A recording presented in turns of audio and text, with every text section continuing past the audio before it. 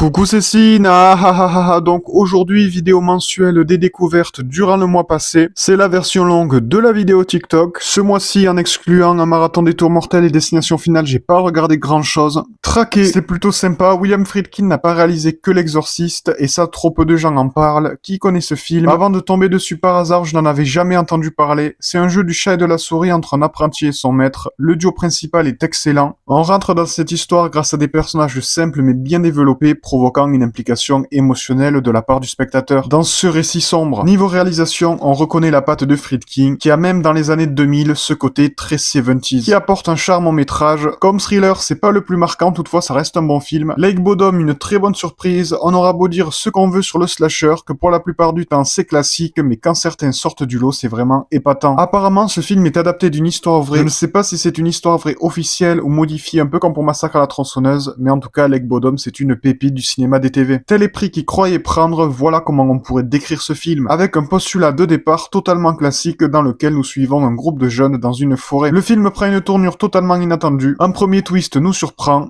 puis un second, ce qui laisse place à un troisième acte tout simplement magistral. Un film dont je n'attendais absolument rien et qui m'a surpris. The Yards, un excellent film de James Gray. Mark Wahlberg devrait revenir dans des rôles comme celui-ci, c'est un acteur formidable et dans The Yard, sous la direction de James Gray, il excelle. C'est un thriller sombre dans l'univers criminel du Queens où nous plongeons dans un monde vicieux. À qui profite le crime pourrait être la phrase d'accroche du film. Du début à la fin, le film est prenant. James Gray est en train de devenir un de mes réalisateurs préférés car à chaque film c'est une claque. Réalisation exemplaire, scénario bien écrit et direction d'acteur parfaite. Ma mère Dieu et Sylvie Vartan, ce film, au drôle de titre, est tiré d'un livre du même nom. C'est un projet que je n'attendais pas et je ne regrette pas d'y être allé. Dans un univers parallèle, Mark est le fils d'Alexandra. C'est un biopic sur un avocat assez connu qui a écrit des livres et qui est passé sur de nombreux plateaux télé. Naître avec un handicap, grandir avec le registre musical de Sylvie Vartan, grandir avec l'amour inconditionnel d'une mère jusqu'à prendre une grande revanche sur la vie. Et Leila Bekti est une valeur sûre et comme toujours, elle est excellente. Ce qui est cool dans le film, c'est de voir enfin Jonathan Cohen dans un autre registre et dans un autre rôle que Mark. Il a toujours ce jeu très naturel et je trouve qu'il s'en sort pas trop mal. Son duo avec Leila Bekti est touchant et plus que jamais des spectateurs pourront s'identifier à eux. Sylvie Vartan est dans le film et je rejoins l'avis du public, son rajeunissement paria est raté. Il aurait été préférable de prendre un sosie plutôt que de faire cela, mais ça reste anecdotique dans le métrage. C'est un très beau film. Survivre est sorti dans nos salles au début de l'été 2024. Le film n'a pas fait grand bruit, cependant il a quand même réalisé presque 100 000 entrées et c'est totalement honorable. Une coproduction française de catastrophe et d'horreur, sur le papier très intéressante. Le film est plutôt sympathique, cependant il est loin d'être parfait. Il y a des gros soucis de rythme, une réalisation molle qui n'aide pas dans certaines scènes. La seconde partie est totalement inattendue et ce qui est regrettable, c'est que certaines affiches la spoilent. Le plus gros problème, qui est aussi l'atout du film, c'est son concept. Terre et océan qui en quelque sorte échangent leur place, libérant par la même occasion ce qui ne devait pas être libéré, ainsi qu'une faune et une flore nouvelles et surtout en partie inconnues. Pour un film d'à peine 1h25, c'est un concept qui ne peut pas être exploité comme il le faudrait. Si c'était adapté en série comme Les 100 ou n'importe quelle autre série post-apocalyptique, ça pourrait vraiment être exceptionnel. Je suis quand même très content d'avoir vu ce film. Mickey 17, j'ai pas trop kiffé. De base, je suis pas un grand fan de Bong Joon-ho, j'ai vu que Snowpiercer,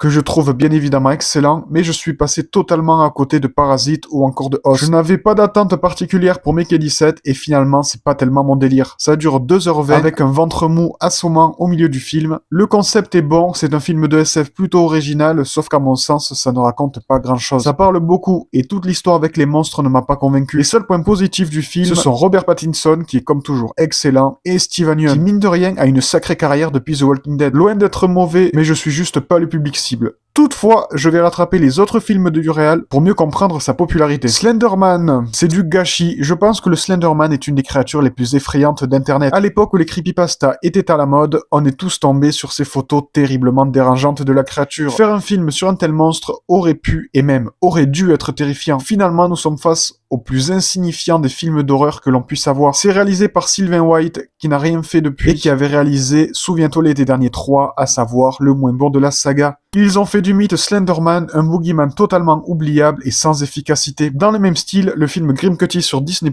était bien meilleur, bien qu'il restait quand même assez moyen. Il y a quelques bonnes idées dans le film, comme son début avec la première disparition, mais après c'est laborieux et loin d'être captivant. The Monkey, Oz Perkins X Stephen King X Theo James, ça c'est de la fusion. C'est cool d'avoir une nouvelle adaptation de Stephen King, surtout quand il s'agit d'une de ses moins populaires. Après avoir vu Longlegs, je trouve qu'on reconnaît entre mille la patte d'Oz Perkins. Voir Theo James dans un tout autre registre, ça fait plaisir et ça change son image de sauveur de l'univers et de sex symbole qu'il a pu avoir avec les films Divergentes par exemple. Le retrouver dans un rôle de père démissionnaire, c'est vraiment très cool. Je ne connais pas la nouvelle de base, donc je ne sais pas si le ton général est le même, mais là nous sommes sur un film d'horreur décalé, totalement décomplexé pour un résultat vraiment fun. On s'amuse face à ce côté horrifique, cartoonesque, maîtrisé et généreux. En cloque mode d'emploi, Judd Apatow est un réalisateur dont on ne parle pas assez. Il est spécialisé dans la comédie US et chacun de ses films est une surprise, abordant des thèmes sérieux avec une bonne dose d'humour. Il gère parfaitement l'art de faire une vraie comédie dramatique selon le sujet de son œuvre. En cloque mode d'emploi, c'est une comédie avec un excellent casting qui se tient comme souvent chez le réal sur 2 heures. Bien rempli sans aucun temps mort, abordant un sujet très fréquent, à savoir les grossesses accidentelles, c'est traité avec humour et recul et avec bien évidemment des personnages clichés très attachants. Nous avons la jolie fille de bonne famille et le mec stoner un peu nerd au grand cœur. La filmographie de Judd Apatow est intéressante et je pense que beaucoup de cinéphiles devraient se pencher dessus. Blanche-Neige 2025, bon, c'est pas l'abomination à laquelle je m'attendais, c'était même plutôt passable. Je pense que je déteste à peu près tous les live-action de chez Disney. Il y en a encore que j'ai pas vu et que je regarderai bien évidemment, mais en général je trouve ça naze. Blanche-Neige était un projet des plus casse-gueule depuis son annonce et toutes les polémiques qu'il y a eu autour. Blanche-Neige 2025 c'est différent, toutefois ça va. C'est pas suffisamment bien pour avoir plus de 5 sur 10 et pas suffisamment mauvais pour avoir moins. C'est juste moyen dans son intégralité. Nous plongeons dans un monde fantastique possédant une bonne ambiance, avec des visuels que j'ai trouvé plaisants, même si on voit que tout a été tourné en studio. Il faut prendre le film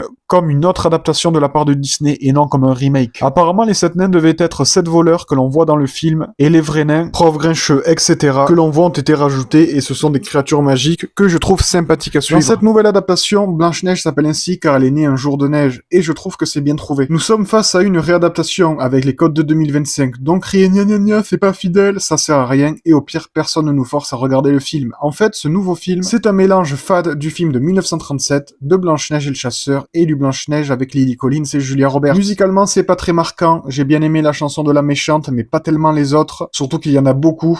Plus que dans les dessins animés. Niveau casting, Gal Gadot n'a jamais été connue pour son grand talent d'actrice et je trouve qu'elle joue pas très bien. Et quant à Rachel Zegler, pour moi ce n'est pas une bonne actrice, je l'avais pas trop appréciée dans Shazam 2 et je l'avais trouvée horrible dans le dernier Hunger Games. Et là je trouve qu'une fois de plus elle ne joue pas très bien. Pour moi il y avait une meilleure actrice et chanteuse qui aurait pu jouer Blanche-Neige, également d'origine colombienne, c'était Sofia Carson. Voilà, Blanche-Neige, j'ai pas trouvé ça horrible, j'irai pas jusqu'à dire que j'ai apprécié, mais à partir du moment où j'ai pas subi ma séance, ça va. Et côté série, The Walking Dead, The Book of Carol, la saison 2 de Daryl Dixon, c'était moins naze que la première saison, mais pas ouf quand même. Il y a une saison 3 de prévue, et si elle ne se termine pas par des retrouvailles entre Rick et Daryl, je pense que je vais pleurer. Puis de toute façon, si elle se finit par des retrouvailles de Rick et Daryl, je vais pleurer aussi. En fait, on dirait pas qu'on regarde du The Walking Dead. Carol apporte une plus-value dans cette saison, mais hélas, ce n'est pas suffisant pour la rendre captivante. Comme pour la saison précédente, c'est globalement laborieux, souvent interminable, mais gros point positif, on voit beaucoup moins Laurent. Si je devais résumer vulgairement cette saison, je dirais qu'il ne se passe rien. Carol arrive en France, elle retrouve Daryl, les personnages secondaires pour lesquels nous n'avons pas d'attache meurent, et ensuite il décide de revenir aux États-Unis. Et c'est tout. Ash est un bon personnage, j'espère le retrouver dans la saison 3. J'espère également que cette 3e saison sera mieux rythmée, avec des péripéties plus haletantes que du blabla et des scènes d'action sans tension. Supernatural saison 5, c'était une très bonne saison et pour l'instant c'est ma préférée. Elle est dans la lignée des précédentes avec la même formule d'une histoire par épisode. L'histoire principale n'avance pas trop et ça tire toujours en longueur, mais ça reste normal parce qu'on est sur une saison de plus de 20 épisodes. J'ai trouvé cette saison 5 mieux rythmée, plus fun avec des histoires plus intéressantes. C'est toujours un plaisir de retrouver Sam et Dean qui sont toujours aussi bien interprétés et Castiel est en train de devenir un de mes personnages préférés. J'ai hâte de découvrir la suite de la série, sachant que je ne suis même pas à la moitié. Voilà, c'est tout pour ce mois de mars 2025. N'hésitez pas à venir sur Insta, TikTok et YouTube. Et aussi, j'ai rejoint Letterboxd. Donc voilà, SFC par Signe. Comme ça, si ça intéresse certains, vous pouvez voir ce que je regarde au quotidien. Voilà, à bientôt. Ah, ah, ah.